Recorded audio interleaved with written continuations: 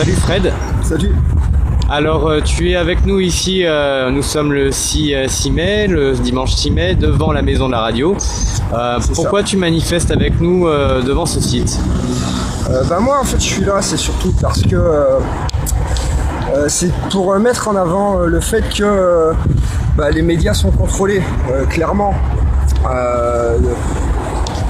Ce que je veux dire, c'est que je l'ai vu ça récemment sur l'interview sur une conférence au théâtre de Natacha Polony, où il disait clairement que s'il y avait déjà des suspicions, c'est parce que par le passé, il y a déjà eu des preuves que les médias font clairement la politique de l'État.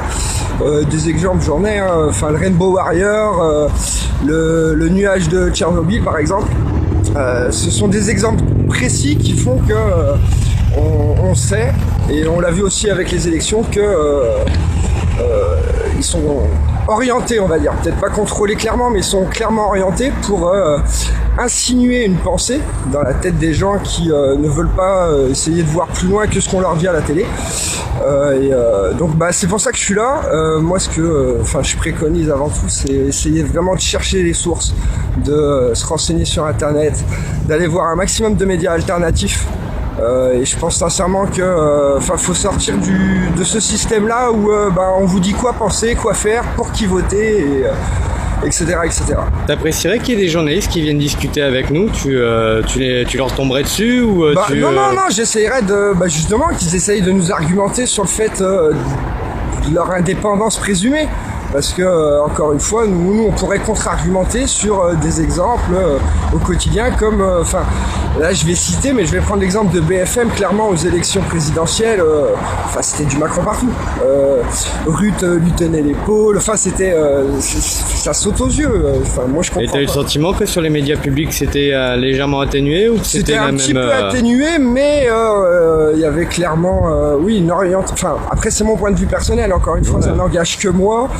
Il y avait une orientation claire sur les penchants. C'est comme sur les sondages où on vous annonçait Macron, Mélenchon pour faire tomber les autres. Les sondages, quand on voit qui dirige, TNS Sofres, Elab, etc. Qui est à la tête de ces instituts de sondage, on comprend assez vite, en fait. Hier, tu étais à la manif de Ruffin. Est-ce que tu peux nous en dire quelques mots, et est-ce que pour toi c'est une bonne stratégie ce qu'ils font? Alors sincèrement, déjà c'est la première fois que je montais sur Paris pour une manif. D'habitude je faisais tout le temps à Lyon, moi. C'est la première fois que j'avais une manif dite de gauche, même si elle était censée, sans être étiquette, c'était clairement mélenchoniste, extrême gauche, c'était bien à gauche. Personnellement, encore une fois, ça n'engage que moi, c'était un carnaval. C'était une kermesse, bière, saucisse merguez. Il manquait plus que le CD de Patrick Sébastien et on avait la totale. C'était pas un rapport de force. Ce que je veux dire, c'est que je sais pas si on peut être crédible. C'était la fête à Macron. Oui, mais du coup, c'était sa fête au sens propre. Oui, il y avait de la musique, c'était bon enfant. Je suis pas persuadé qu'en plus le fait de défiler avec des grandes canettes de bière, avec de la musique champêtre, ça soit crédible pour pouvoir prétendre justement le fait qu'on soit en colère sur la politique de l'État et que nous on n'a pas demandé ça. Tu penses qu'on devrait être des milliers ici? Beaucoup plus, oui, ça c'est sûr. Des millions carrément.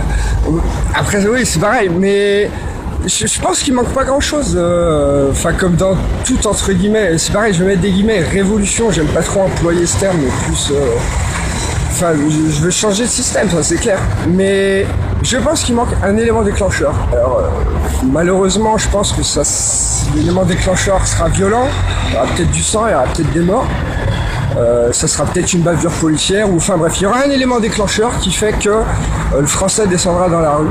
Parce que on va pas se cacher, on est un des pays les plus taxés. On se fait tondre à longueur de journée, chaque année, nouvelle réforme. Dans la rue, on n'est pas nombreux.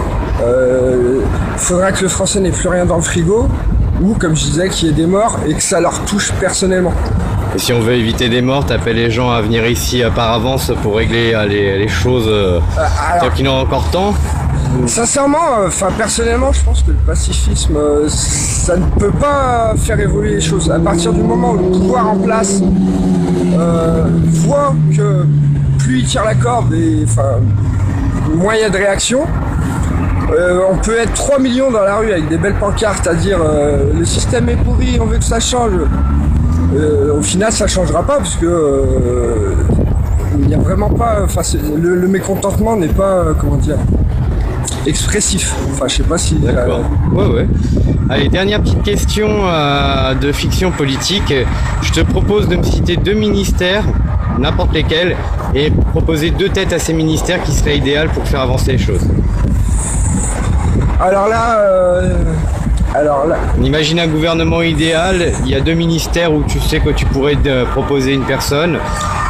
Tu nous en parles rapidement. Oh là là. Franchement, c'est dur comme question. Allez, je sais un peu quelques références qu'on a en commun, donc si je te dis l'éducation, tu penseras à qui? Putain, l'éducation. Ou la culture. Oh putain, c'est dur. Franchement, c'est trop dur là. Il me faudrait un certain temps de réflexion parce que sortir quelqu'un. Ou l'économie, c'est peut-être un peu plus facile.